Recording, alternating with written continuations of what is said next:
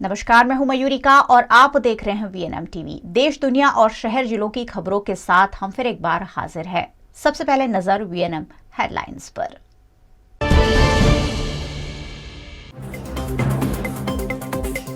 भारत पर बढ़ रहा है मंकी पॉक्स का खतरा, डब्ल्यूएचओ ने भी सतर्क रहने का किया अनुरोध।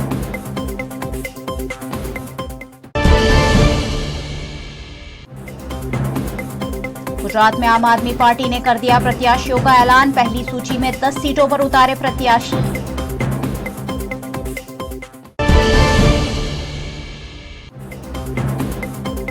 और गरबा आयोजन पर 18% जीएसटी का वडोदरा में विरोध, कांग्रेस ने गरबा के व्यापारीकरण पर जताई आपत्ति।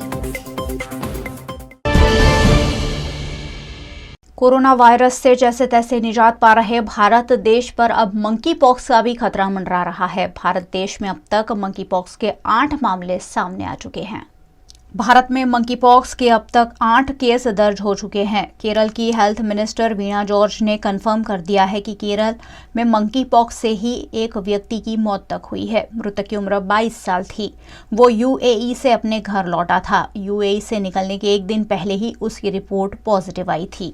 वैसे मंकी पॉक्स को देश में अब तक लोग सीरियसली नहीं ले रहे हैं, लेकिन देश में हुई पहली मौत के बाद इसे लेकर सचेत होने की जरूरत है। डब्ल्यूएचओ ने भी ये साफ कर दिया है कि मंकी पॉक्स किसी भी मरीज के संपर्क में आने से हो सकती है। मंकी पॉक्स के लक्षणों में बुखार, शरीर में दर्द, ठंड लगना, थकान और सुस्ती, मांसपेशियों में दर्द, बुखार के समय बहुत ज्यादा खुजली वाले दाने उभरने की समस्या हो, चेहरे, हाथ और शरीर के बाकी हिस्सों पर चकत्ते या दाने हो तो ये मंकी पॉक्स हो सकता है। मंकी पॉक्स के 2 स्ट्रेन अब तक सामने आए हैं, जिसमें कांगो स्ट्रेन और वेस्ट अफ्रीकन स्ट्रेन शामिल है।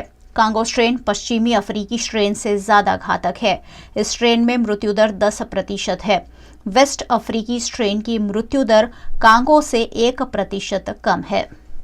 दुनिया भर में मई महीने के बाद 78 देशों में मंकी पॉक्स के करीबन 20,000 से ज्यादा मामले सामने आ चुके हैं। सबसे ज्यादा मौत अफ्रीका में हुई है। यहां 75 से ज्यादा लोगों की मौत हो चुकी है। ब्राजील में 1 और स्पेन में 2 लोगों की मंकी पॉक्स की वजह से मौत हुई है। गुजरात में दिसंबर महीने में विधानसभा के चुनाव प्रस्तावित है। विधानसभा चुनाव के ऐलान से पहले ही गुजरात में आम आदमी पार्टी ने अपने प्रत्याशियों की सबसे पहले घोषणा कर दी है। गुजरात विधानसभा चुनाव इस साल के अंत में होना है। चुनाव आयोग द्वारा चुनाव की तारीखों का ऐलान भी नहीं हुआ है, लेकिन इसी बीच आम आदमी पार्टी ने पहली बार गुजरात में विधानसभा चुनाव लड़ने का ऐलान करते हुए 10 कैंडिडेट्स की लिस्ट भी जारी कर दी है। लिस्ट जारी करते वक्त गुजरात आम आदमी पार्टी के प्रदेश अध्यक्ष गोपाल इटालिया ने कहा कि गुजरात के इतिहास में ये पहला मौका है जब चुनाव से 3 महीने पहले ही किसी पार्टी ने अपने कैंडिडेट्स की लिस्ट जारी कर दी है। वहीं इस लिस्ट में दियोदर से भीमाभाई चौधरी, राजकोट ग्राम्य से वशराम सागठिया, बेचराजी से सागर रबारी, छोटा उदेपुर से अर्जुन राठवा, कामरेज सूरत से राम धड़ूक, राजकोट दक्षिण से शिवलाल बारसिया, गारियाधार से सुधीर वाघाणी, बारडोली से राजेंद्र सोलंकी, नरोडा से ओम प्रकाश तिवारी और सोमनाथ से जगमाल वाला को उम्मीदवार बनाया गया है। श्रावण मास के पवित्र दिन पर, नाग पंचमी के पवित्र दिन पर आम आदमी पार्टी ने एक नई राजनीतिक प्रथा को कायम करने का काम किया है। चुनाव से ऑलमोस्ट 4 महीने पहले आम आदमी पार्टी गुजरात जैसे स्टेट में उम्मीदवारों की, पार्टी के प्रत्याशियों की पहली सूची डिक्लेयर कर रही है। इससे पहले कि मैं नाम जाहिर करूं, मैं सभी जो इस लिस्ट में शामिल हुए साथियों को शुभकामनाएं देता हूं, जीत की बधाई देता हूं और हमारे संगठन के सभी साथियों को बधाई देता हूं कि इन सारों को जिताने में अब हम सब अपनी एनर्जी लगाएंगे। हमारे साथी है प्रदेश के उपाध्यक्ष भीमाभाई चौधरी जी, जो कि दियोदर से उनको पार्टी कंसीडर कर रही है।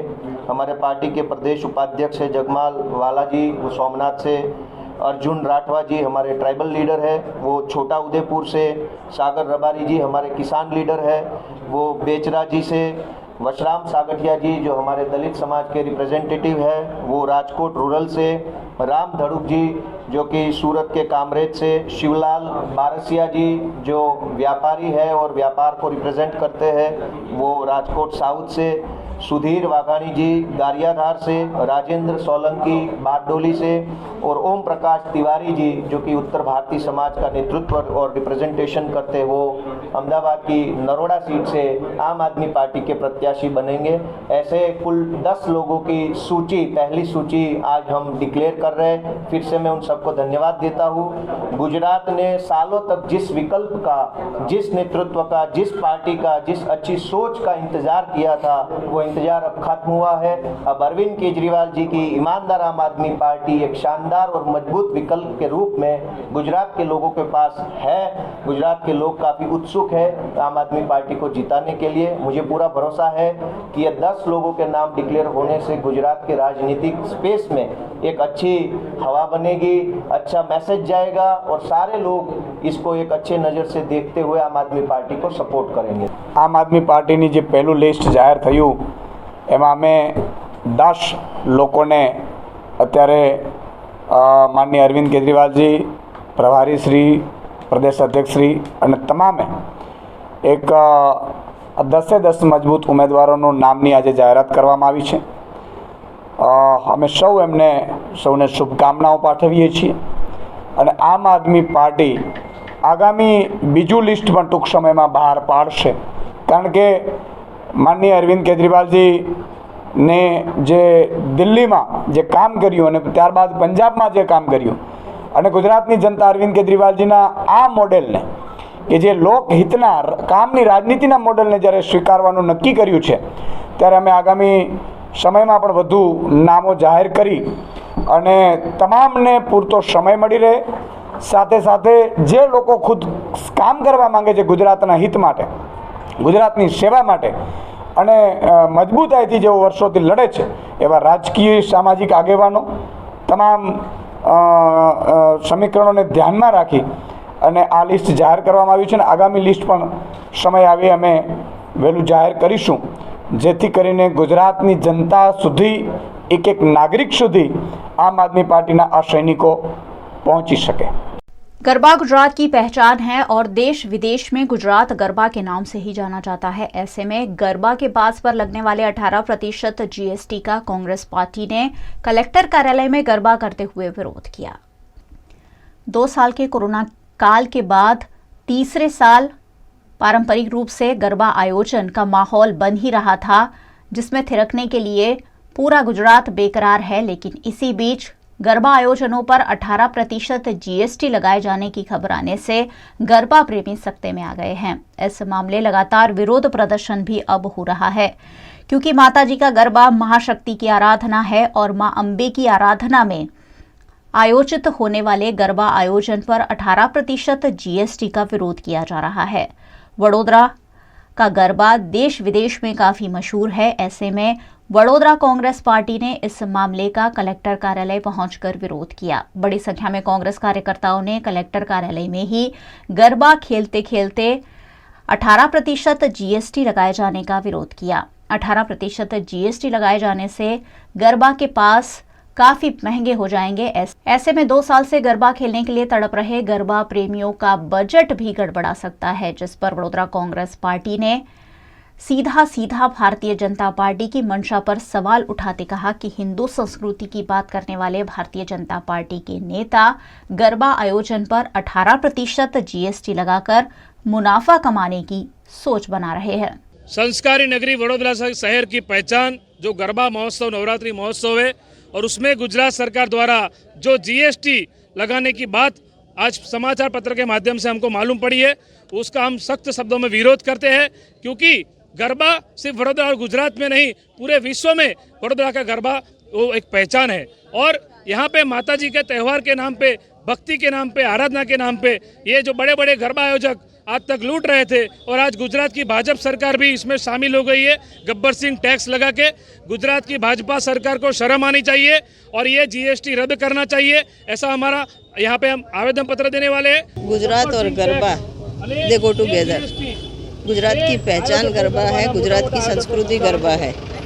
एक तरफ तो हिंदुत्व की बड़ी बड़ी बातें करते हैं, पर नवरात्रि मतलब हिंदुओं का सबसे बड़ा त्यौहार, उसमें माता जी की आराधना करना, गरबा करना, उसका एक रिलीजियस महत्व है। जब उस पर भी जीएसटी लगाने की बात करते हैं।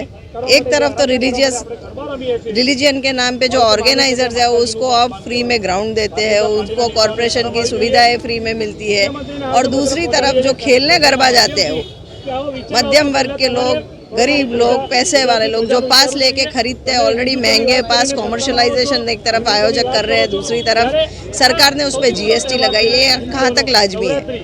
माता जी के गरबा करने के लिए, माता जी की आराधना करने के लिए भी अब लोगों को टैक्स देना पड़ेगा। 24 साल रिश्ता वीएनएम टीवी से, रिश्ता विश्वास का। सत्य जरूरतों का गुलाम ना बन जाए, ये जिम्मेदारी है हमारी। सत्य तमाशा ना बन जाए, लगातार कोशिश है हमारी। सच का सच, झूठ का झूठ, नहीं छोड़ेंगे कोई कसर। हम है आपकी आवाज, दोनों पलटों पर होगी बराबर नजर। बच्चे हैं देश का भविष्य, उनको देंगे नया आकार, नए भारत का होगा सपना साकार। वीएनएम यानी न्यूज, व्यूज और मनोरंजन, दिन भर आपके साथ।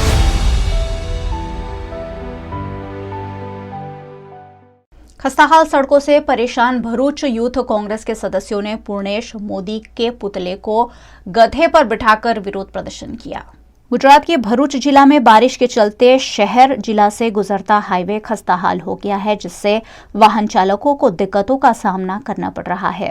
राज्य सरकार द्वारा हर साल करोड़ों रुपए का आवंटन मरम्मत और नवीनीकरण के लिए किया जाता है, लेकिन फिर भी हर मॉनसून में सड़कें खस्ताहाल हो जाती है, जिसके चलते कार्यकारी इंजीनियर पर भी कांग्रेस पार्टी द्वारा सवालिया निशान लगाया गया है। जिला कांग्रेस कमेटी और युवा कांग्रेस के पदाधिकारियों द्वारा मार्ग मकान मंत्री पूर्णेश मोदी और कार्यकारी इंजीनियर के पुतलों को गधे पर बिठाकर शहर में घुमाने और साथ ही आरएनबी के कार्यालय पर तालाबंदी का कार्यक्रम आयोजित किया गया था, लेकिन विरोध प्रदर्शन से पहले ही पुलिस द्वारा कार्यकारी इंजीनियर के कार्यालय पर बड़ी संख्या में एकत्रित हुए कांग्रेस के कार्यकर्ताओं को डिटेन कर लिया। आज रोज भरूच जिला युवक कांग्रेस द्वारा RNB office, NSS office, state हाईवेની ઓફિસનો ઘેરાવ કરવામાં આવેલો હતો, જે આજે સરકાર દ્વારા ભરૂચ જિલ્લાને ખાડામાં નાખવામાં આવ્યું છે। અમે સરકારને કહેવા માંગીએ છીએ કે જો આવનારા દિવસોમાં આ ભરૂચ જિલ્લાના રોડ રસ્તા રિપેર નહીં કરવામાં આવે તો યુવક કોંગ્રેસ દ્વારા અતિ જ્વલન આંદોલન કરવામાં આવશે। આપણા ભરૂચ જિલ્લાની કમનસીબી છે કે ભરૂચ જિલ્લાના પ્રભારી પૂર્ણેશભાઈ મોદી છે, જે આપણા રાજ્ય રોડ મંત્રી છે, એ કમનસીબી છે કે આપણી ભરૂચ જિલ્લાના ભરૂચના પ્રભારી હોવા છતાં પણ આજના રોડ રસ્તા આ હાલતમાં છે। આવનારા દિવસોમાં જો આ નહીં રિપેર કરવામાં આવે તો વધુ જ્વલન આંદોलन કરી અને રોડ આંદોलन यूथ कांग्रेस करશે। वडोदरा की एमएस यूनिवर्सिटी के सेनेट सदस्य डॉक्टर निकुल पटेल पर संगीन इल्जाम लगाए गए हैं, जिसका अन्य सेनेट सदस्यों द्वारा विरोध किया गया।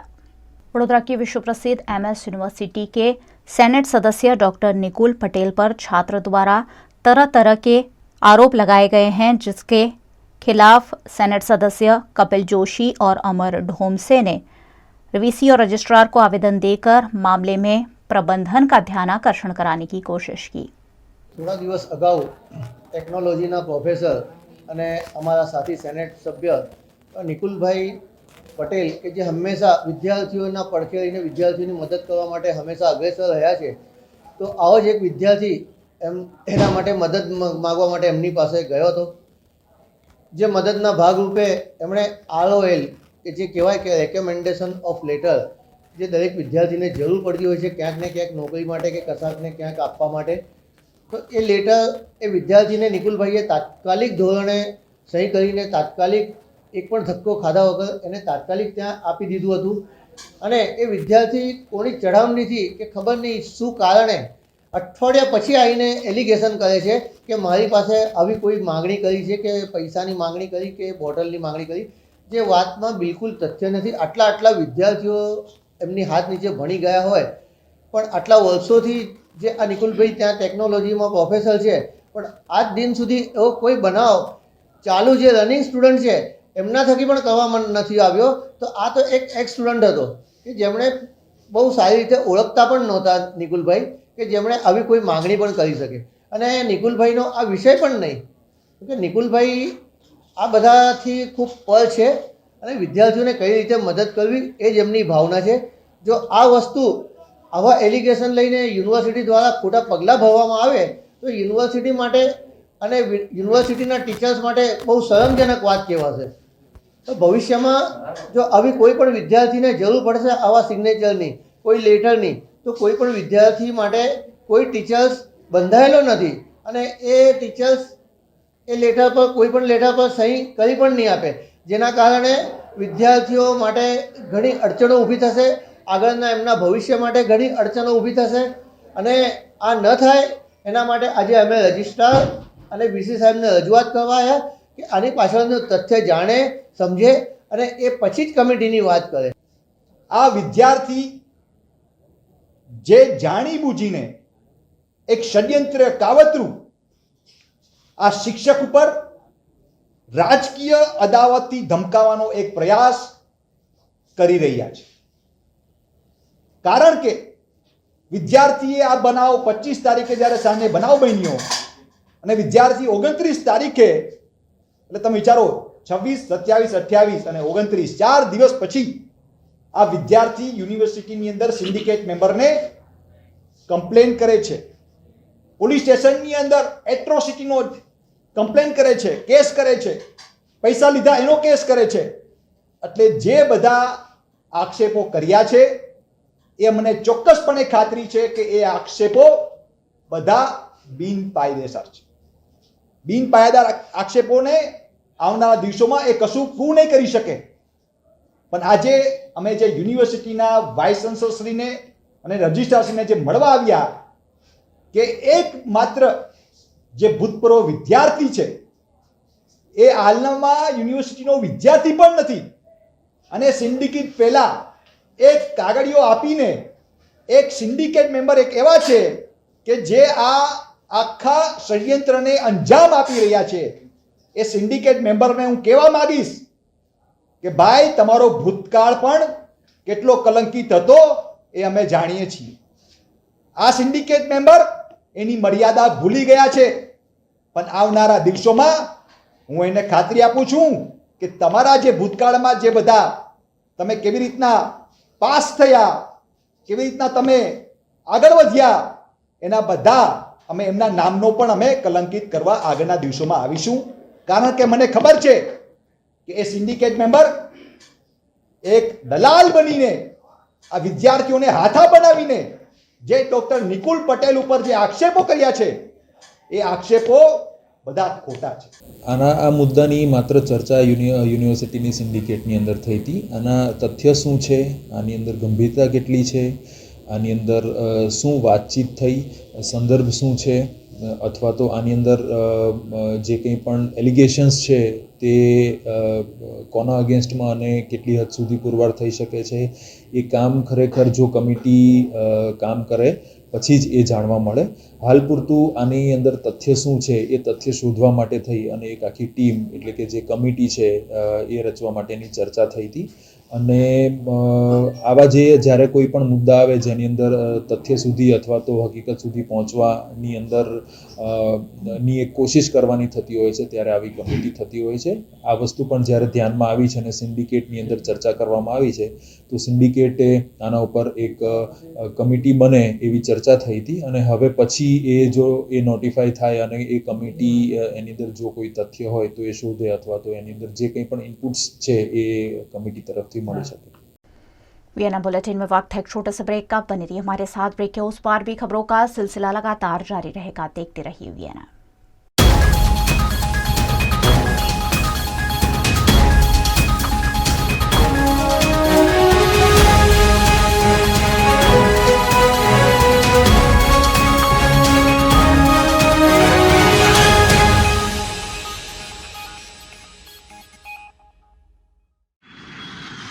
ધોરણ 12 પછી કેનેડામાં ઓછામાં ઓછા બજેટમાં કઈ રીતે સ્ટડી કરી શકાય એનું સંપૂર્ણ માર્ગદર્શન મેળવવા આજે જ વિઝિટ કરો કાનન ઇન્ટરનેશનલ, જ્યાં તમને મળશે IELTS, PTE, TOEFL, GRE અને સેટના કોચિંગ સાથે કોલેજ યુનિવર્સિટીના study options, facilities like mock test, SOP, EMI, education loan, visa filing અને pre departure everything under one roof. તો આજે જ આવો Kanan international at Trident complex, race course road, Vadodara. વડોદરાના ઘણા વિસ્તારો જેમ કે અકોટા, માંજલપુર, અલકાપુરી, મકરપુરા વગેરે વગેરે વિસ્તારોના લોકો ચિંતામાં છે. આ ચિંતાનું કારણ છે વડોદરાના લોકોમાં વધતી ઈર્ષા. જી હા, અને આ ઈર્ષાનો સ્ત્રોત છે તરસાલી એરિયામાં આવેલ રેઝિડેન્શિયલ પ્રોજેક્ટ દર્શનમ પ્લેસ. ઘણી બધી એમિનિટીઝથી ભરપૂર આ 2 અને 3 BHK પ્રોજેક્ટ બની ગયો છે નવા ઘર શોધવાવાળા લોકો માટે એક અનોખો અવસર. पिताजी, ये मुझे कहीं नहीं ले जाते, चॉकलेट आइसक्रीम नहीं खिलाते, कहते बचत नहीं, बड़े पेट्रोल के दाम, मेरा जीना हुआ हराम. गीता, पिकनिक पार्टी रोज ही जाते, चॉकलेट आइसक्रीम रोज ही खाते, जॉय ई बाइक ने बचत कराई, आखिर बचत भी तो है कमाई.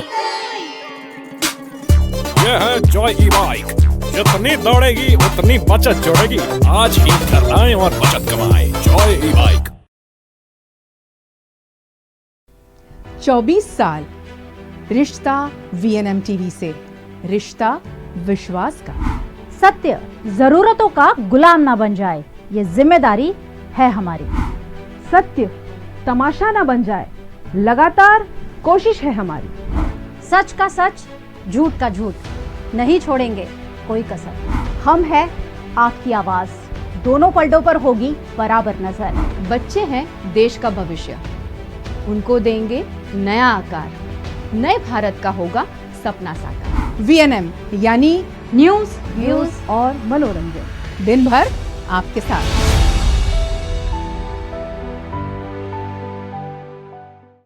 वडोदरा शहर की सड़कें इन दिनों रोलर कोस्टर राइड जैसी बन गई है. ऐसे में अब कॉरपोरेशन द्वारा जगह जगह मरम्मत करते हुए फिर एक बार सड़कों का मेकअप शुरू किया गया है. यह है गुजरात का वडोदरा शहर. कहने को तो स्मार्ट सिटी, लेकिन थोड़ी सी बारिश में ही ज़्यादातर इलाकों की सड़कें खस्ताहाल हो गई थी. कुछ दिनों से बारिश बंद है. ऐसे में अब वडोदरा महानगर पालिका द्वारा सड़कों का पेच वर्क शुरू किया गया है. वडोदरा महानगर पालिका द्वारा 15 जगहों पर 20 metric ton wet mix material और 50 घन मीटर कंक्रीट से पेच वर्क किया गया है. GB shopping centre, Rockstar circle, Malhar point, ST bus depot circle, Manisha चौकड़ी, बैंकर्स हाट, JP नगर, राजलक्ष्मी सोसाइटी, ABS टावर और जगदीश फरसाण निकट के रोड पर गड्ढों में वेट मिक्स भरकर उन्हें भरा जा रहा है ताकि वाहन चालकों को राहत दिलाई जा सके. पंड्या ब्रिज से गैंडा सर्कल तक भी कई जगहों पर सीमेंट कंक्रीट से पेच वर्क किया गया है. वडोदरा के जेतलपुर रोड पर भी खस्ताहाल सड़क से नागरिकों को राहत देने के लिए पेच वर्क का काम इन दिनों जारी है. मॉनसून के चलते नेशनल हाईवे नंबर 48 भी काफी खस्ताहाल हो गया है. ऐसे में गुजरात के मार्ग और मकान विभाग के मंत्री पूर्णेश मोदी ने वडोदरा से वलसाड़ तक सड़कों का निरीक्षण किया. भरूच हाईवे हमेशा ही मुंबई, अहमदाबाद और दिल्ली के बीच आवाजाही करने वाले 40,000 से ज्यादा वाहन चालकों के लिए रोजाना सिरदर्द ही साबित होता है, क्योंकि पुराने सरदार ब्रिज, नए सरदार ब्रिज, भूखी खाड़ी और टोल टैक्स वाली सड़क पर इस कदर गड्ढे पड़ गए हैं और साथ ही यहाँ खरोड़ फ्लाईओवर की कार्यवाही चल रही है, जिसके चलते 20 से 25 किलोमीटर लंबा ट्रैफिक जैम लगता है. वाहन चालकों को टोल टैक्स चुकाने के बाद भी परेशानियों का ही सामना करना पड़ता है. ऐसे में अंकलेश्वर खरोड़ हाईवे पर ट्रैफिक जैम की समस्या की जानकारी लेने मार्ग और वाहन व्यवहार मंत्री पूर्णेश मोदी खुद अंकलेश्वर निकट खरोड़ चौकड़ी पर पहुंचे और यहां उन्होंने खस्ताहाल सड़कों का जायजा लिया. नेशनल हाईवे अथॉरिटी के अधिकारियों और कॉन्ट्रैक्टर को फ्लाईओवर का काम जल्द से जल्द पूरा करने के निर्देश दिए गए हैं. साथ ही सर्विस रोड तत्काल असर से बनाकर ट्रैफिक की समस्या हल करने की सूचना भी पूर्णेश मोदी द्वारा दी गई है. गुजरात के मार्ग और मकान विभाग के मंत्री पूर्णेश मोदी ने नेशनल हाईवे अथॉरिटी के प्रोजेक्ट डायरेक्टर सूरज कुमार सिंह, राहुल जलन, दिलीप सिंह बोरादरा और अन्य हाईवे अधिकारियों को इस मामले आवश्यक दिशा निर्देश दिए हैं और ट्रैफिक समस्या को जल्द से जल्द सुलझाने की मांग की है. पूर्णेश मोदी ने वडोदरा से लेकर वलसाड़ तक हाईवे का निरीक्षण करते हुए तत्काल सड़क को दुरुस्त करने की भी सूचना दी है ताकि वाहन चालकों को दिक्कतों का सामना करना ना पड़े. लेकिन अब देखना ये होगा कि नेशनल हाईवे अथॉरिटी इन आदेशों पर अमल कब करती है. નેશનલ હાઈવેના જે રસ્તા છે તેમાં ખાસ કરીને વડોદરાથી વલસાડ અને આ વડોદરાથી વલસાડની વચ્ચે ઓવરબ્રિજનું કામ ચાલતું હોવાના કારણે જે ટ્રાફિક જામ થાય છે એની સમીક્ષા અને જે કંઈ ડિવાઈડર હોય, જે કંઈ બેરિકેડ બાંધેલા હોય, જે કંઈ ત્યાં ડામર કામ કરવાનું હોય, ખાડા હોય, ઝડપથી પૂર્ણ કરવા માટેની આ વિઝિટ છે. આવનારા દિવસોમાં ઓછામાં ઓછો ट्रैफिक जाम થાય मूलभूत एनी पाछळनो उद्देश्य है. पिछले कई वक्त से गुजरात की राजनीति में सक्रिय भूमिका अदा कर रहे आम आदमी पार्टी के प्रदेश उपाध्यक्ष प्रोफेसर अर्जुन राठवा को छोटाउदेपुर विधानसभा के प्रत्याशी के रूप में चुना गया है. गुजरात में आम आदमी पार्टी द्वारा विधानसभा चुनाव से पहले ही 10 प्रत्याशियों के नामों का ऐलान कर दिया गया है, जिसमें छोटाउदेपुर की बैठक भी शामिल है.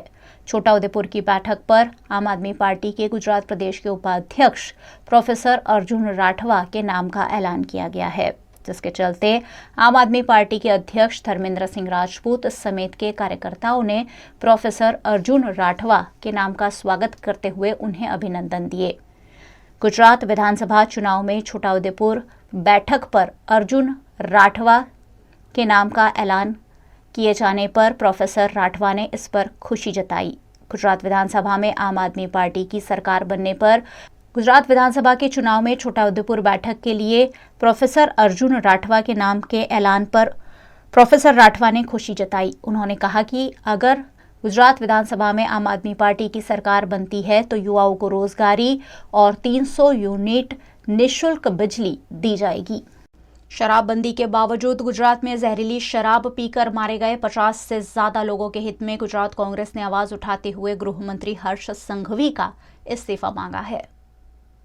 गुजरात के बोटाद जिले में हाल ही में जहरीली शराब पीने से 50 से ज्यादा लोगों की मौत हो गई थी. इस मामले गुजरात कांग्रेस द्वारा अहमदाबाद में धरना प्रदर्शन का आयोजन किया गया, जिसमें गुजरात प्रदेश कांग्रेस अध्यक्ष जगदीश ठाकुर, प्रभारी डॉक्टर रघु शर्मा, विधायक शैलेश परमार, जिग्नेश मेवाणी, भारतीय राष्ट्रीय महिला की नेता नेट्टा डिसूजा, जेनी ठुम्मर इत्यादि उपस्थित रहे. इन सभी ने राज्य के गृह मंत्री हर्ष संघवी का इस्तीफा मांगा है.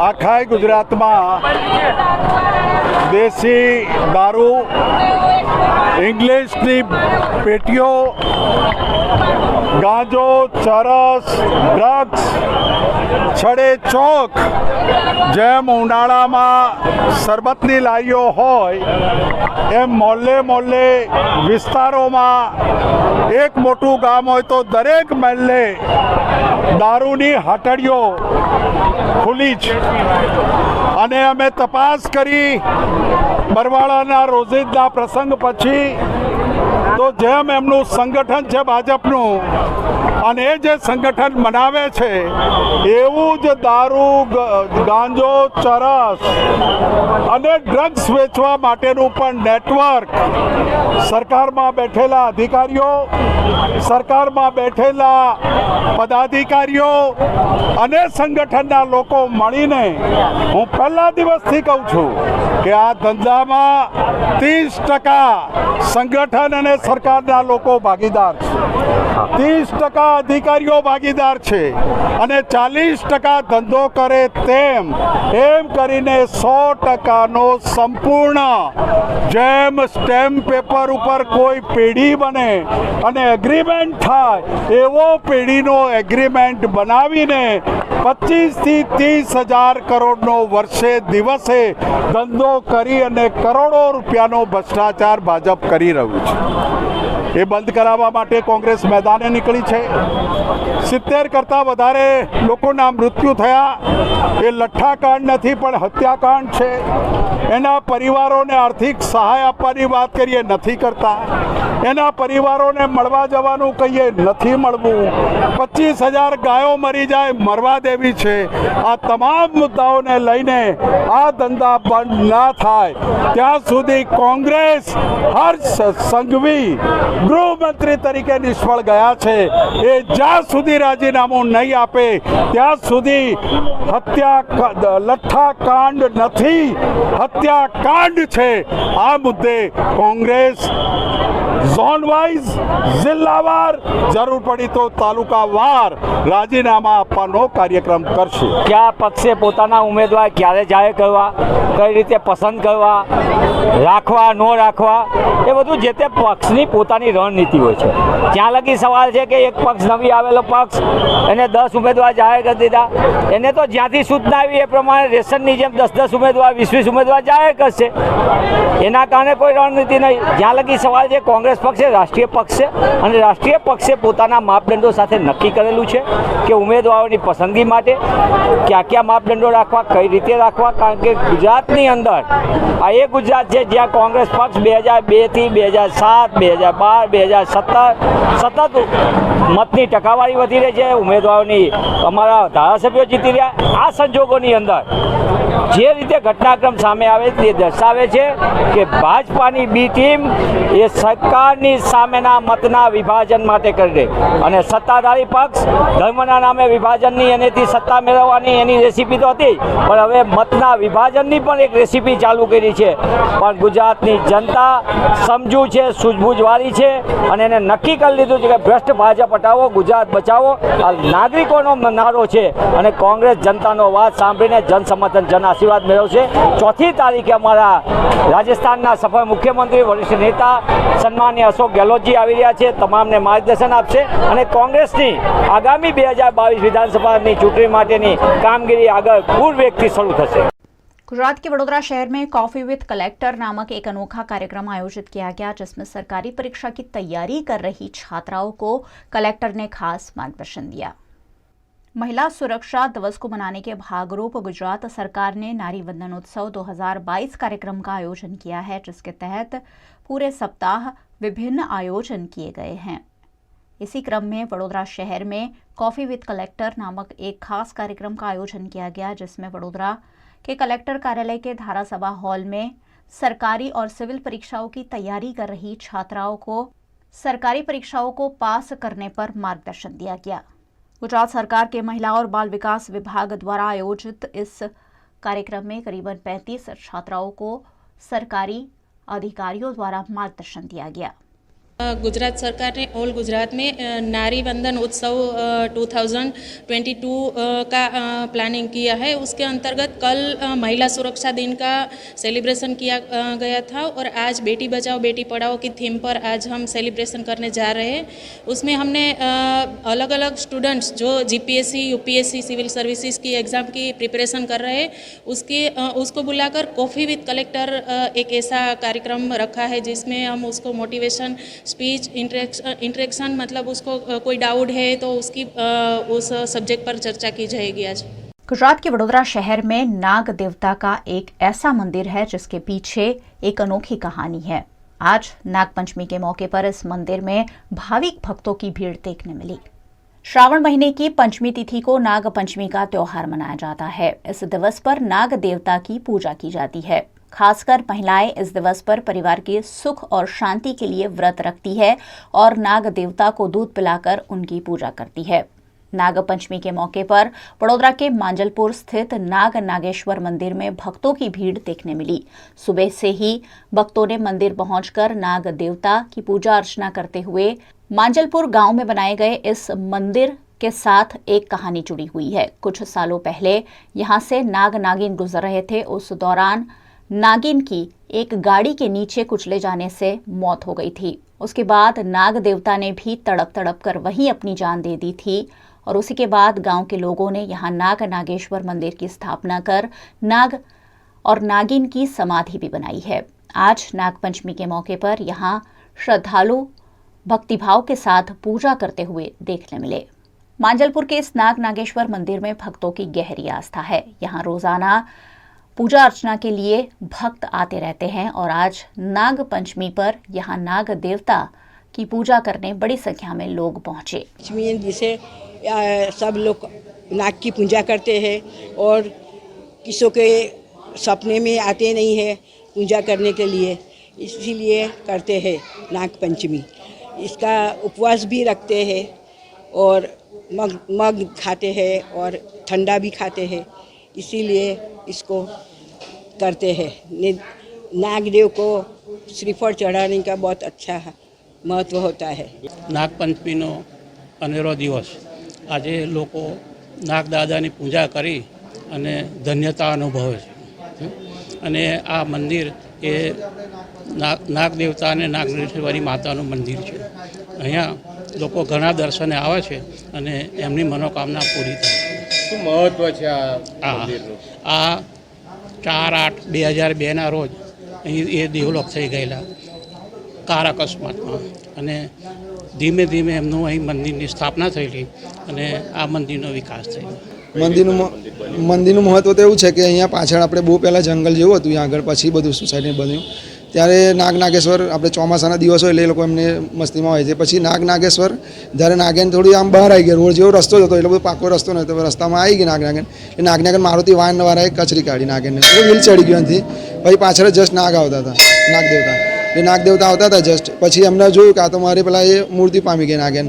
તો પછી એમને જસ્ટ પેલો પથ્થર જે બાજુમાં પડ્યો હતો ને એના પર માથું પછાડીને નાગ બી ત્યાં પ્રાણ ત્યાગ દીધો. ભાઈ ગામવાળા જોયું કે આ તો બધું સારું અઘરું છે એટલે પછી અમે ભુવાજીને માંજલપુર ગામના છે એમને બોલાયા પછી વિધિ અમે સરગા માટે ઘી બધું કમ્પ્લીટ કર્યું, ચંદનના લાકડા બી લાયા. પછી જ્યાં ભુવાજી મહારાજ આવ્યા પછી ત્યાં કે એવું ના કરશે, એમને સમાધિ આપો કે તમારા વર્ષોથી બધા કામ થશે ને સરસ બધું તમારું આગળ વધારે માંજલપુરમાં ગામમાં નામ રહેશે એ રીતનું કરાવડાવ્યું. તો પછી એ રીતના ભુવાજીએ કહેવા કરવાથી અમે સમાધિ અમને નાગેશ્વરને નીચે આપી દીધેલી છે. 3.5 ફૂટ અંદર ये करा दीजिए है दफन विधि. 24 साल रिश्ता VNM टीवी से, रिश्ता विश्वास का. सत्य जरूरतों का गुलाम ना बन जाए, ये जिम्मेदारी है हमारी. सत्य तमाशा ना बन जाए, लगातार कोशिश है हमारी. सच का सच, झूठ का झूठ, नहीं छोड़ेंगे कोई कसर. हम है आपकी आवाज, दोनों पलटों पर होगी बराबर नजर. बच्चे हैं देश का भविष्य, उनको देंगे नया आकार, नए भारत का होगा सपना साकार. VNM यानी न्यूज, व्यूज और मनोरंजन, दिन भर आपके साथ.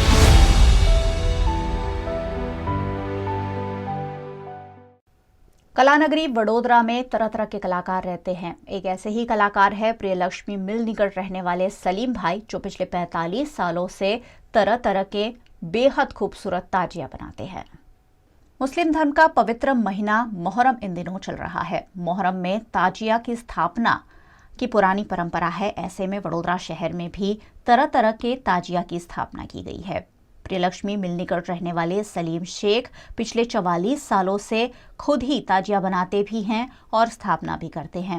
इस साल 45वें वर्ष में उन्होंने बाराबंकी की प्रसिद्ध हाजी वारिस पार्क देवा शरीफ दरगाह बनाई है. थर्मोकॉल से बिल्कुल अद्भुत बाराबंकी जैसी ही दिखने वाली दरगाह उन्होंने तैयार की है, जिसमें 40 से 50 हजार रुपए का खर्च हुआ है. वो खुद ही अपने खर्च से हर साल उत्साह के साथ ताजिया बनाते हैं. इस बार ये ताजिया बनाने में उन्हें करीब 1.5 महीने का समय लगा है, जिसमें उनके परिवार के सदस्यों ने भी सहयोग किया है.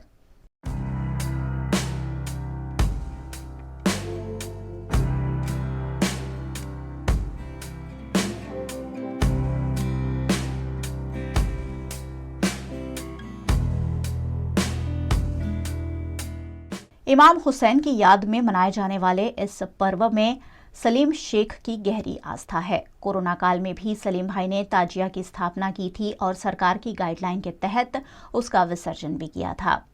कई लोग देश के अन्य राज्यों में और विदेशों में दरगाह के दर्शन के लिए नहीं जा पाते हैं. ऐसे लोगों के लिए सलीम शेख थर्मोकॉल से ही बिल्कुल वैसी ही दिखने वाली मस्जिद और ताजिया का दर्शन घर बैठे सभी नागरिकों को करवाते हैं. लखनऊ के पास बाराबंकी में जो देवा शरीफ है, वहाँ हाजी वारिस पाक का रोज़ा है. वो रोज़ा हमने बनाया है. मेरे को 45 साल हो गए भाई, 45वां रोज़ा है मेरा ये. बहुत बरसों से मैं तो बनाता हूँ. मेरे को हर साल मुहर्रम आते न तो मैं कोई न कोई दरगाह दुनिया की, पूरे हिंदुस्तान की नहीं पूरी दुनिया की, आज तक मैंने 44 मज़ार बना डाले और ये 45वां मज़ार है. सरकार की जो गाइडलाइन थी उस प्रमाणे हमने रखे थे और बनाए थे. आने वाली पीढ़ी को ये मैं ही मैसेज देना चाहता हूँ कि अपने जो त्यौहार है वो सही तरीके से मनाए. ना ढोल, ना नागारा, ना डीजे, ना मीजे, कुछ नहीं. जो हिंदुस्तान में जो लोग करते हैं वो नहीं, लेकिन इमाम हुसैन की शान में जो करना है वो सही तरीके से करके मुहर्रम शरीफ करे. बारिश के मौसम में वडोदरा और आसपास में मगरमच्छ और सांप अजगर निकलने की घटनाएं लगातार सामने आ रही है। एक ऐसा ही वाकया फाजलपुर में सामने आया है। इन दिनों मानसून का मौसम है और जमीन गीली होने की वजह से जमीन में रहने वाले प्राणी जमीन के ऊपर देखने मिल रहे हैं। ऐसा ही कुछ फाजलपुर निकट फार्म हाउस में सामने आया। दरअसल वडोदरा शहर में प्राणियों के लिए काम करने वाली संस्था जस्ट कॉल सेव एनिमल के हेल्पलाइन नंबर पर एक कॉल आया था, जिसमें अजगर देखे जाने की जानकारी दी गई थी, जिसके आधार पर टीम के वॉलंटियर द्वारा मौके से करीबन 10 फीट लंबा और बड़ा अजगर सुरक्षित रूप से रेस्क्यू कर वन विभाग को सौंप दिया गया है। सवारे फाजलपुर गामમાંથી એક ફાર્મ હાઉસમાંથી ફોન આવ્યો હતો કે અહીં અંદાજે 10 થી 15 ફૂટ જેટલો લાંબો મહાકાય અજગર આવેલો છે। તેની જાણ અમારી કસ્ટમર કેરમાં ખબર પડતા અમે અમારા નજીકમાં રહેતા વોલેન્ટિયર પૂનમભાઈને જાણ કરી હતી કે ત્યાં ઘટના સ્થળે જઈ અને જગ્યાનું નિરીક્ષણ કરી આવે, જેથી પૂનમભાઈ અને હર્ષભાઈ ત્યાં ઘટના સ્થળે ગયા હતા અને ત્યાં જોયું હતું તો મહાકાય અજગર તો હતો જ, પણ એ અંદાજે 10 થી 12 ફૂટ જેટલો હતો, જેને સહી સલામત રેસ્ક્યુ કરીને અમે વડોદરા સામાજિક વનીકરણ વિભાગ કાળીલીબાગ ખાતે RFO સાહેબને જમા કરવામાં આવ્યો હતો અને તેમને અમને ખાતરી આપી હતી કે એને એના રીહેબિટમાં પાછું અમે મુક્ત કરી દઈશું। गुजरात के बोटाद में जहरीली शराब पीकर 50 से ज्यादा लोगों की मौत हो गई है। ऐसे में कई परिवार असहाय हो गए हैं। इन सभी असहाय परिवारों की सहायता के लिए भारतीय जनता पार्टी के कार्यकर्ता आगे आए हैं। गुजरात के बोटाद जिला के बरवाड़ा तालुका के रोजिद, राणपुर, धंधुका जैसे कई इलाकों में जहरीली शराब पीने से 50 से ज्यादा लोगों की मौत हो गई थी। ऐसे में मृतकों के परिजनों पर आसमान टूट पड़ा है। कई परिवार ने अपने एकमात्र कमाई करने वाले व्यक्ति को गंवा दिया है। ऐसे में गुजर बसर में भी लोगों को दिक्कतें आ रही है। इस मौके पर भारतीय जनता पार्टी समर्थित कोली समाज के अग्रणियों ने एकत्रित होकर पीड़ितों के परिजनों की मुलाकात की और उनके दुख में सहभागी होते हुए अनाज, किराने की किट का और साथ ही नगद सहायता का वितरण कर सामाजिक उत्तरदायित्व निभाया है। आज अमारा काकानु अवसान थयेलुं तो एनी अंदर धंधुका, राणपुर, बरवाड़ा अने धोलेरा चारेय तालुकाना कोळी समाजना आगेवानो आवी अने अमने किट वितरण करेलुं। अमारे फूल मुश्केली हती अने जरूरियात पण हती, एटले ए लोकोए अमने आ किटनुं वितरण कर्युं एने हूँ खूब खूब बिरदावुं छुं। आ झेरी केमिकलना लीधे अत्यारे घणा गरीब घरोने अवसान पामेला લોકો છે તેમાંથી અમારા કોળી સમાજના આગેવાનોએ સારી કિટ વિતરણ કરીને આજ હાલમાં જે કામગીરી કરી છે હું એને સારી રીતે બિરદાવું છું।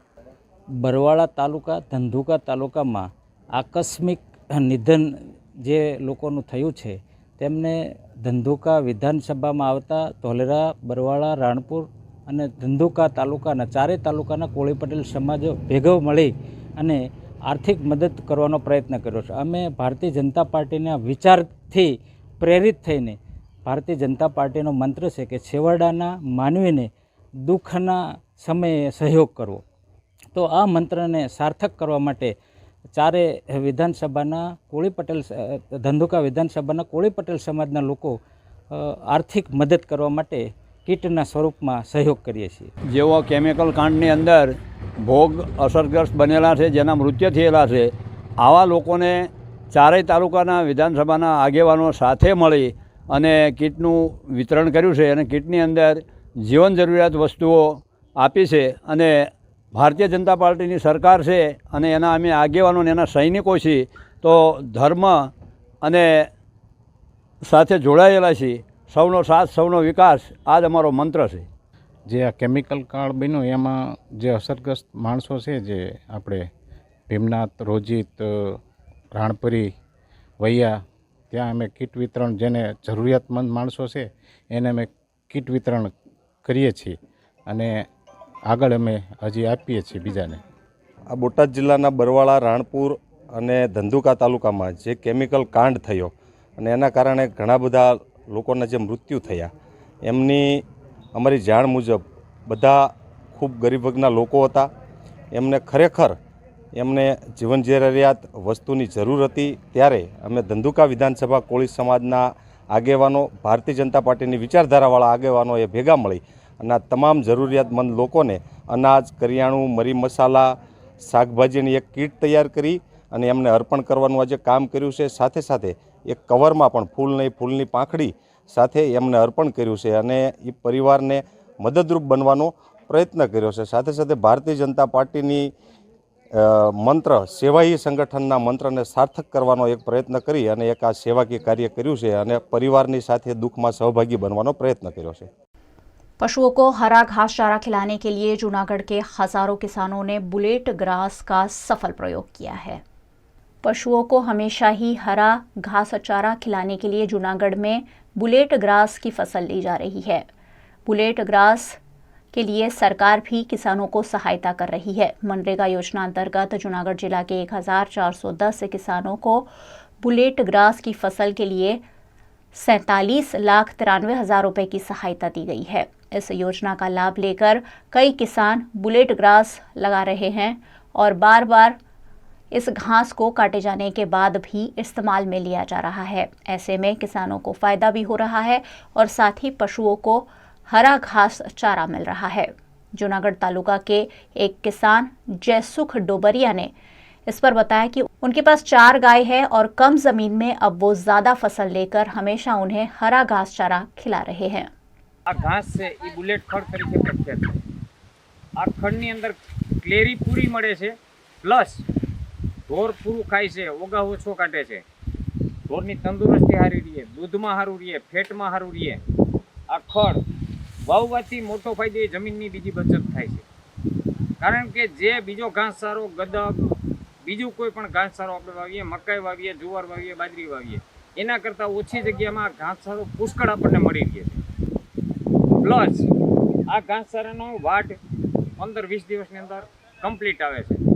આની અંદર ઇન્સ્યોરન્સ ખાતર કે દવા છાંટતો નથી।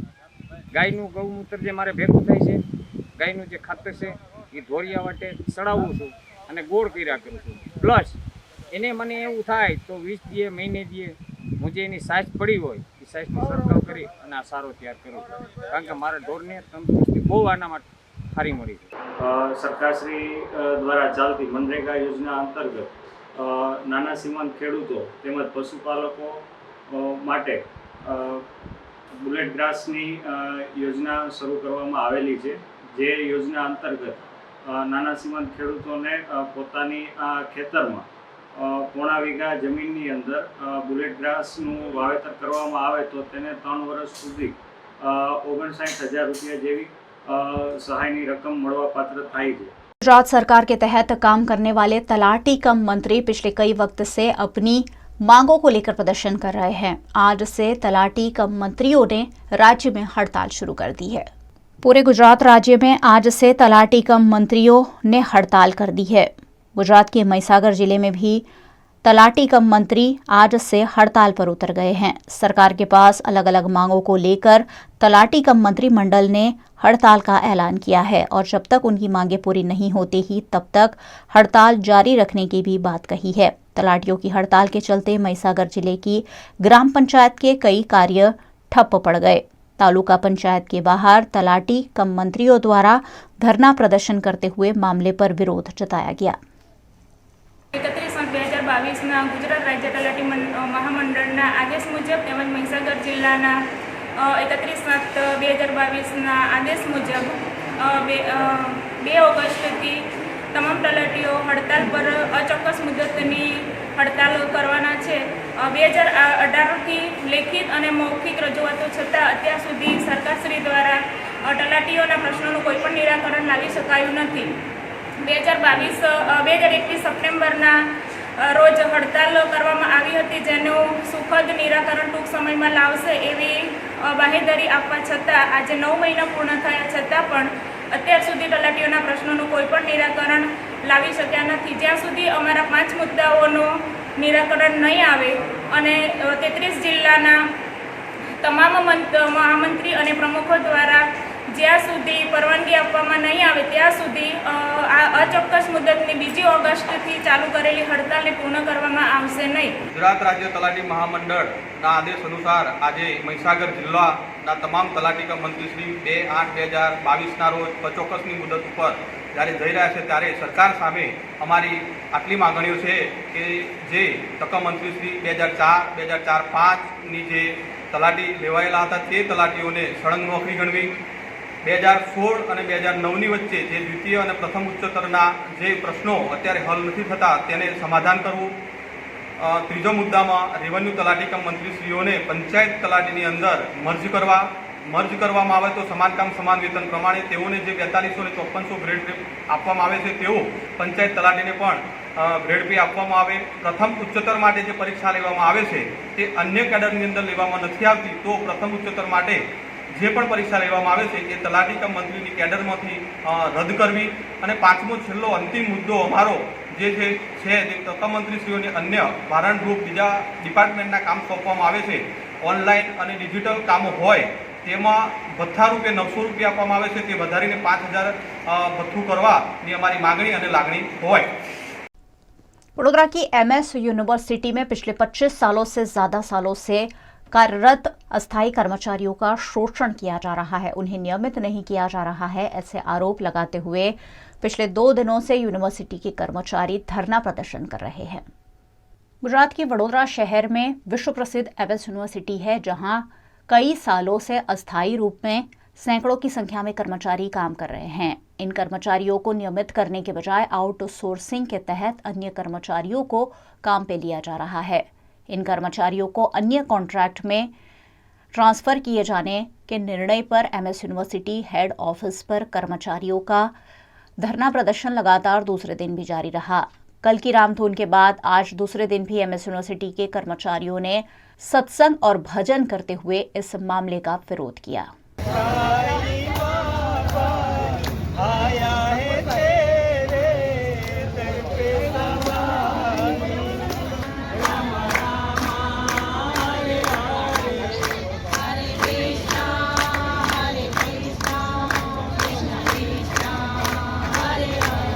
MS यूनिवर्सिटी के अस्थायी कर्मचारी पिछले कई वक्त से इस मामले आवाज उठा रहे हैं, लेकिन प्रबंधन द्वारा उनकी कोई सुनवाई नहीं हो रही है। ऐसे में इन कर्मचारियों ने अब हड़ताल पर उतरकर उन्हें नियमित किए जाने की और उनका शोषण बंद किए जाने की मांग की है। हम आज 20-25 सालों से टेम्पररी जॉब कर रहे हैं। आज हम शिक्षण संस्थान में काम करते हैं। एक डॉक्टर, वकील, इंजीनियर, एक सभ्य समाज की रचना में हमारा भाग रहता है।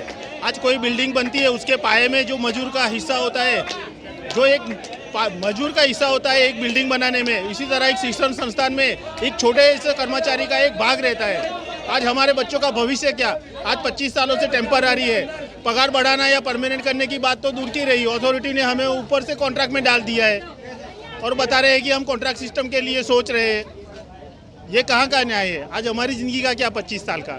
इस वजह से हमने अभी हड़ताल का आंदोलन किया है और आगे अगर हमारी मांगे नहीं पूरी होगी तो इसका उग्र स्वरूप धारण करेगा ये हड़ताल भी। यूनिवर्सिटी के सत्ताधीशों द्वारा यूनिवर्सिटी के कर्मचारियों की भर्ती के लिए आउटसोर्सिंग की नीति का अमल किया जा रहा है। ये आउटसोर्सिंग की नीति यूनिवर्सिटी के कर्मचारियों के बिल्कुल हित में नहीं है। ये यूनिवर्सिटी के कर्मचारियों का शोषण करने के लिए ये आउटसोर्सिंग की नीति यूनिवर्सिटी में लागू करने जा रहे हैं। इनके विरोध में हम यूनिवर्सिटी के सभी हंगामी कर्मचारी ये यहाँ आंदोलन करने आ रहे हैं। हम यूनिवर्सिटी के सब फर्ज से दूर रहकर यहाँ हेड ऑफिस पर धरना एवं प्रदर्शन के माध्यम से हम हमारा विरोध जता रहे हैं और ये आउटसोर्सिंग की नीति के माध्यम से सिर्फ और सिर्फ कर्मचारियों का शोषण करने की एक मंशा रखते हुए ये सत्ताधीशों ने ये आउटसोर्सिंग की नीति लागू की है। यूनिवर्सिटी की खुद की सिंडिकेट और खुद की एक स्वायत्त संस्था है, तो यूनिवर्सिटी क्यों सरकार के GR को आगे करके आउटसोर्सिंग की नीति लागू कर रही है? हमें सत्ताधीशों के आपके माध्यम से ये अपील करते हैं कि जल्द से जल्द ये आउटसोर्सिंग की नीति यूनिवर्सिटी से पाछी ले। अમને પરમેનન્ટ કરો અને અમારો વધેલો પગાર છે આજે એ બી નથી આપતા। આજે 24-25 વર્ષથી અમે MS યુનિવર્સિટીમાં જોબ કરીએ છીએ, અમારો કશો નિર્ણય જ નહીં આવતો, ઉપરથી અમને કોન્ટ્રાક્ટ બેઝમાં નાખી દેવામાં આવે છે, એ અમે કદી સ્વીકારીશું નહીં। श्रावण महीने के उपलक्ष्य में संघ प्रदेश दीव के हाटकेश्वर महादेव मंदिर में शिवलिंग को अद्भुत रूप से रुई से सजाया गया है। श्रावण महीने के उपलक्ष्य में इन दिनों शिव मंदिर में भक्तों की भारी भीड़ उमड़ रही है। ऐसे में शिव मंदिरों का अलौकिक श्रृंगार भी किया जा रहा है। कुछ ऐसा ही दीव के हाटकेश्वर महादेव मंदिर में देखने मिला। 400 साल पुराने इस पौराणिक और ऐतिहासिक मंदिर में श्रावण मास के उपलक्ष्य में शिव भक्त सुमित्रा सोलंकी और उनके परिवार द्वारा मनोरथ पूरा करने के भागरूप रुई से शिवलिंग को सजाया गया और यहां अमरनाथ की अलौकिक झांकी के दर्शन कराए गए, जिसे देखने के लिए बड़ी संख्या में भक्त हाटकेश्वर महादेव मंदिर में उमड़ पड़े। इस मौके पर मंदिर में कई तरह के धार्मिक आयोजन भी किए गए, जिसमें बड़ी संख्या में भक्तजन शामिल हुए। श्रावण मास के उपलक्ष्य में देव के हाटकेश्वर महादेव मंदिर में तरह तरह के आयोजनों के जरिए शिव जी की पूजा अर्चना की जा रही है और इन दिनों सजाए गए अमरनाथ बर्फानी बाबा के दर्शन के लिए बड़ी संख्या में लोग लगातार हाटकेश्वर महादेव मंदिर पहुंच रहे हैं। गुजरात के राजकोट में महानगर पालिका द्वारा 14 करोड़ की लागत से अद्भुत राम वन का निर्माण किया गया है, जिसका उद्घाटन देश के प्रधानमंत्री नरेंद्र मोदी के हाथों किए जाने की संभावना जताई जा रही है। गुजरात के राजकोट शहर में बनाए गए राम वन का काम 100% पूरा हो गया है। ऐसे में इस राम वन के लोकार्पण के लिए देश के प्रधानमंत्री नरेंद्र मोदी को राजकोट महानगर पालिका द्वारा न्योता भेजा गया है। महानगर में घूमने के लिए आजी डैम निकट ही अर्बन फॉरेस्ट की जगह में राम वन तैयार किया गया है। भव्य और आकर्षक राम वन का लोकार्पण मुख्यमंत्री भूपेंद्र पटेल की उपस्थिति में और देश के प्रधानमंत्री नरेंद्र मोदी की वर्चुअल उपस्थिति में किए जाने का प्रयास किया जा रहा है। नागरिकों को जन्माष्टमी से पहले राम वन की सौगात दी जाएगी। इस राम वन में भगवान राम के वनवास समेत के पूरे जीवन चरित्र को स्कल्पचर के जरिए दर्शाया गया है। 3.4 किलोमीटर की सड़क, 2.5 किलोमीटर की कंपाउंड वॉल, 2 तालाब, पाथवे, साथ ही waterfall, solar light, Ram Setu, एक ब्रिज, 6 गजेबो, प्लेग्राउंड, एम्फीथिएटर, राशि वन, आर्ट बेंचेस जैसे विभिन्न आकर्षण यहाँ देखने मिल रहे हैं। यहाँ भव्य गेट, राम लक्ष्मण सीता हनुमान जी की प्रतिमाएं, जटायु द्वार, शबरी और राम का मिलन प्रसंग समेत के कई स्कल्पचर आकर्षण का केंद्र बने हुए हैं।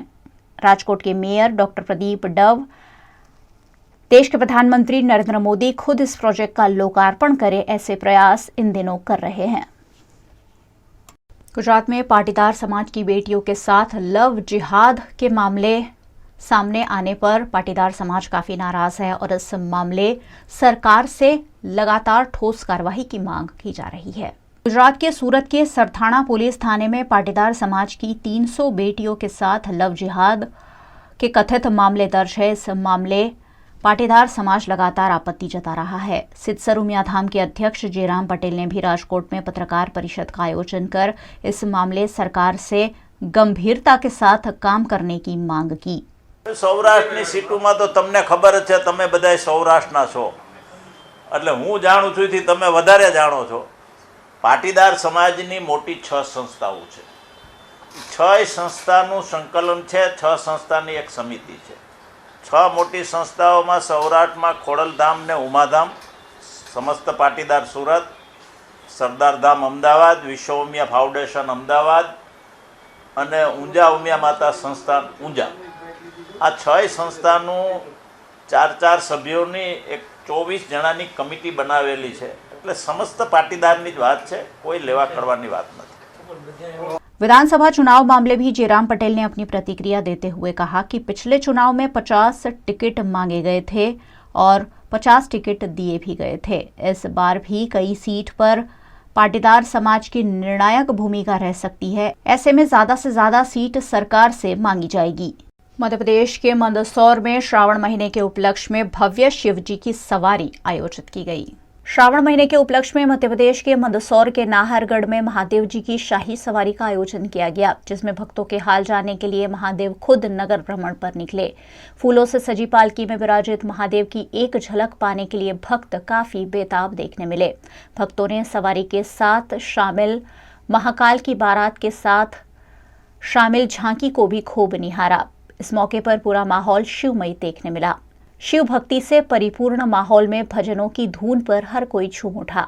इस मौके पर विभिन्न धार्मिक आयोजन भी किए गए, जिसमें बड़ी संख्या में श्रद्धालु शामिल हुए। जगह जगह सवारी का पुष्प वर्षा कर स्वागत भी किया गया। शाही सवारी में बैंड बाजे, डीजे, ढोल धमाकों, ताशे, घोड़े आदि आकर्षण के केंद्र रहे। भगवान शिव की कालिया नाग पर नृत्य करते हुए श्री कृष्ण की झांकी आकर्षण का काफी केंद्र बनी। भगवान शिव कालिया देह नाग पर नृत्य करते हुए श्री कृष्ण की झांकी इस सवारी में आकर्षण का केंद्र बनी।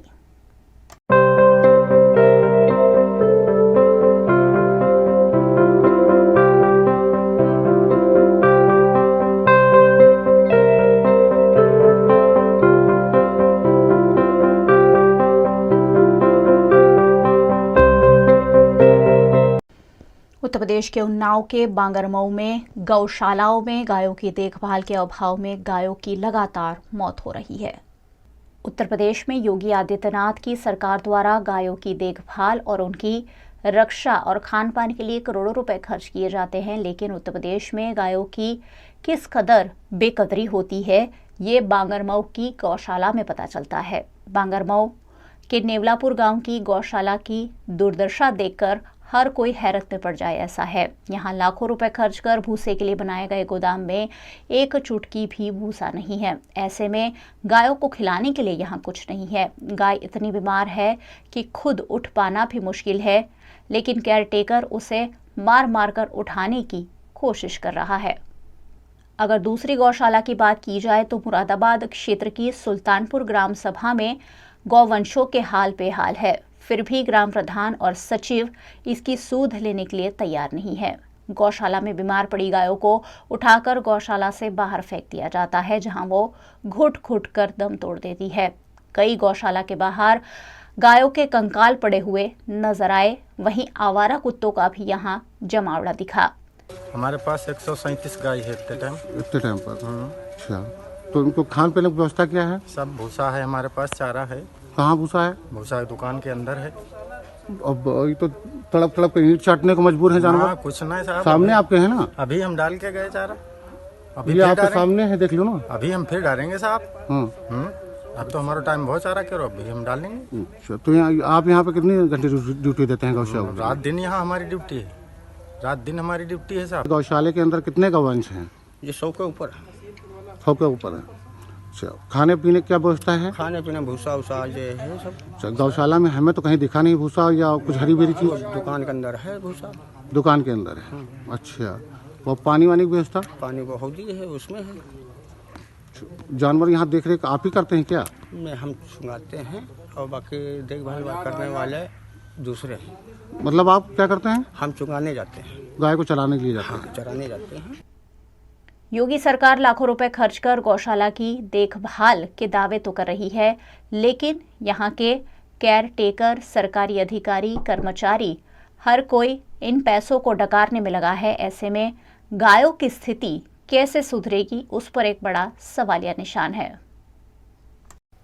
गुजरात में इन दिनों श्रावण महीने की धूम देखने मिल रही है। श्रावण महीने के उपलक्ष्य में शिव मंदिरों में विभिन्न आयोजन भी किए जा रहे हैं। ऐसे ही एक आयोजन में विसावदर के विधायक हर्षद रिबड़िया ने भी शिरकत की। श्रावण महीने के पावन पर्व पर इन दिनों शिवजी की आराधना की जा रही है। क्या आम क्या खास, हर कोई शिवजी की आराधना में जुटा हुआ है। जूनागढ़ के विसावदर में पौराणिक और कुछ ही वक्त पहले नवीनीकरण किए गए मुक्तेश्वर महादेव मंदिर में भक्तों की काफी आस्था है। श्रावण महीने के उपलक्ष्य में यहां महाआरती समेत के धार्मिक आयोजन किए जा रहे हैं, जिसका लाभ लेने विसावदर के विधायक हर्षद रिबड़िया भी अपनी पत्नी के साथ पहुंचे। यहां उन्होंने 108 दीपमाला की आरती का लाभ लिया। बड़ी संख्या में शिव भक्त भी इस मौके पर उमड़ पड़े और भक्तिभाव के साथ शिवजी की आराधना की और शिवजी के अलौकिक दर्शन किए। हमारे विसावदर में खूब पौराणिक मंदिर है जीवन मुक्तेश्वर महादेव। 1 महीना पहला हजी प्राण प्रतिष्ठा थई, नवू मंदिर व्यवस्था स्थापना करवामां आवी। त्यार पछी आज पवित्र श्रावण मासना पहला सोमवारे जीवन मुक्तेश्वर महादेवना मंदिरे श्रद्धाळुओ उमटी पड्या।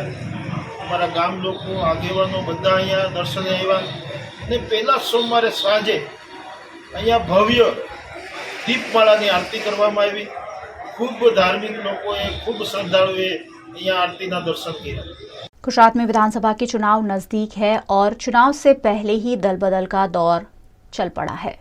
गुजरात में विधानसभा चुनाव की घड़ियां गिनी जा रही है। इसी बीच भरूच जिला में कांग्रेस को एक और फटका पड़ा है। महिला कांग्रेस की पूर्व अध्यक्षा सुहास डाभी भारतीय जनता पार्टी में जुड़ गई है। जिला भाजपा अध्यक्ष मारुति सिंह अटोदरिया ने भारतीय जनता पार्टी का खेस पहनाकर उनका पार्टी में स्वागत किया। भरूच जिला भाजपा कार्यालय में इस कार्यक्रम का आयोजन किया गया, जिसमें सुहास डाभी ने कहा कि देश के प्रधानमंत्री नरेंद्र मोदी के विकास और राष्ट्रवाद के अभिगम से प्रेरित होकर उन्होंने भाजपा में प्रवेश किया है। જોડાવા માટે આપણી વચ્ચે ઉપસ્થિત થયા છે એવા સુહાસબેન ડાભી કે જેઓ વર્ષો સુધી કોંગ્રેસમાં રહ્યા અને દેશનું જે સુકાન ગુજરાતીઓ સંભાળી રહ્યા છે કે જેમના ઐતિહાસિક નિર્ણયો એ રામ મંદિર હોય કે 370ની કલમ હોય કે વિકાસના ગમે તે નાના મોટા કામો હોય। હમણાં રશિયા અને યુક્રેનનું યુદ્ધ ચાલી રહ્યું હતું, તેમાં પણ દેશના નાગરિકોને હેમખેમ લાવવાની જેમની આગેવાનીમાં ભારતીય જનતા પાર્ટીના વડાપ્રધાન તરીકે દુનિયા પર જેમને નામના કમાઈ છે એવા આદરણીય નરેન્દ્રભાઈ મોદી સાહેબના કામથી પ્રેરાઈને કે ભારતીય જનતા પાર્ટીના આ પ્રદેશ અધ્યક્ષ સી આર પાટીલ સાહેબની વહીવટી સૂઝબૂઝ સંગઠનાત્મક કામગીરી, ભારતનો રાષ્ટ્રધ્વજ પાકિસ્તાનના લોકો પણ બતાવી અને રશિયા અને યુક્રેનમાં જે યુદ્ધ થયું હતું તેમાંથી હેમકેમ પોતાના દેશમાં પરત થયા છે એવા ભારતના રાષ્ટ્રધ્વજનું માન સન્માન જેમને વધાર્યું છે એમના કામથી પ્રેરાઈને આજરોજ આપણી વચ્ચે સુહાસબેન ડાભી કે જેઓ જયેન્દ્રપુરી આર્ટ્સ એન્ડ સાયન્સ કોલેજમાં પ્રોફેસર છે, અમારા પણ તેઓ પ્રોફેસર હતા। અમે ધીરમભાઈ અને કુમનસિંહભાઈએ એમના પપ્પા સાથે ભારતીય जनता પાર્ટીનું કામ કર્યું હતું। भरूच जिला भाजपा अध्यक्ष मारुति सिंह अटोदरिया ने इस पर कहा कि सुहास डाभी जैसे वरिष्ठ नेता भारतीय जनता पार्टी की विचारधारा को अब आगे बढ़ाएंगे। ભરૂચના માનવંતા અને લાડકા કહેવાય એવા મારુતિસિંહ અટોદરિયાના નેતૃત્વ હેઠળ અને ભાજપના જિલ્લા તાલુકાના પક્ષના કાર્યકરોના સહકાર્યથી હું આજે અહીંયા ઉપસ્થિત થઈ છું અને એ લોકોનો સહકાર મને સતત મળતો રહેશે અને જે કાર્ય હું અત્યાર સુધી કરતી રહી છું જે પક્ષમાં એના કરતાં પણ વધારે ખન અને મહેનતથી આ પક્ષને વફાદાર લઈને હું કાર્ય કરીશ એવી હું તમને શ્રદ્ધા આપું છું અને એ સાથે એટલો વિશ્વાસ પેદા કરીશ કે મારા કાર્યની પારદર્શિતા હશે, પ્રામાણિકતા હશે, નિપુણતા હશે અને એની સાથે સાથે પક્ષને સાથે લઈને ચાલવાની વાત પણ મારી હશે કે અત્યાર સુધી જે કંઈ મેં કાર્ય કર્યું છે એ કાર્ય હંમેશા ઉચ્ચ સ્થાને રહ્યું છે। તો મને હું શૈક્ષણિક રીતે, રાજકીય રીતે, સામાજિક રીતે બહુ સંગઠિત અને પ્રવૃત્ત રહી છું।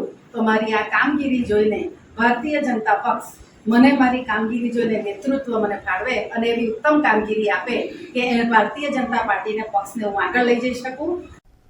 ऑनलाइन एफआईआर दर्ज कराने की पहल पहली बार देश में गुजरात राज्य में की गई है, जिसके तहत सुरेंद्रनगर के लखतर में ई-एफआईआर पर नागरिकों को मार्गदर्शन दिया गया। हाल ही में केंद्रीय गृह मंत्री अमित शाह के हाथों गुजरात में ई-एफआईआर प्रोजेक्ट लॉन्च किया गया है, जिसके तहत वाहन चोरी, मोबाइल चोरी जैसे मामलों की शिकायत ऑनलाइन दर्ज कराने की सुविधा नागरिकों को दी गई है, जिस पर सुरेंद्रनगर के लखतर में एक सेमिनार आयोजित कर नागरिकों को जानकारी दी गई। सुरेंद्रनगर जिला डीवाईएसपी एचपी दोषी द्वारा ई-एफआईआर में वाहन और मोबाइल चोरी की शिकायतें दर्ज कैसे कराई जाए उस पर नागरिकों को मार्गदर्शन दिया गया, ताकि छोटी बड़ी शिकायतें ऑनलाइन ही नागरिक खुद दर्ज करा सके। ई-एफआईआर के लिए एक एप्लीकेशन नागरिकों को डाउनलोड करनी होगी और उसमें सारे डिटेल्स भरने पर ऑनलाइन अपने आप रजिस्टर हो जाएगी, जिस पर पुलिस विभाग कार्यवाही करेगा।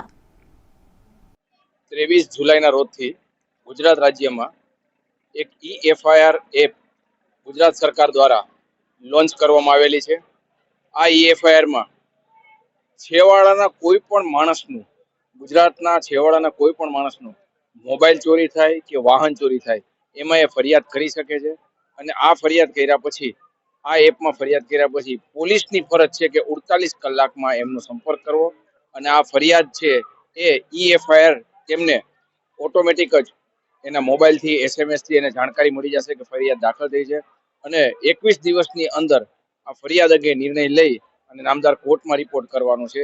એ રીતની આજે EFIR લોન્ચ કર્યા અંગેની લખતર તાલુકામાં આગેવાનો તથા વિદ્યાર્થીઓને માહિતી આપવામાં આવેલી છે અને આ બાબતે બોડી પ્રસિદ્ધિ થાય તે માટે પણ પ્રયત્નો કરીએ છીએ।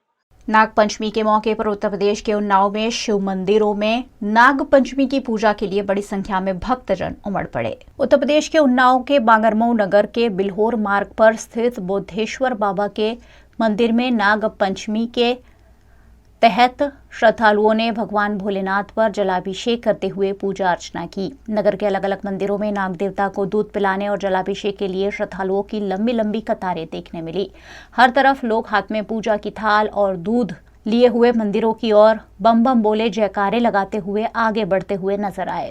मंदिर परिसर में विराजमान ज्ञानी गुरु ने बताया कि नाग पंचमी के दिन जो सफेद नाग को दूध पिलाता है उसकी हर मनोकामना पूरी होती है। दूध पिलाने से मनोकामनाएं पूरी होती हैं। जब बिगड़ी काम में सभी बन जाती है, सुधर जाती है। इनकी इच्छा होने से भोलेनाथ की सारे कलेश का दूर हो जाता है कलेश।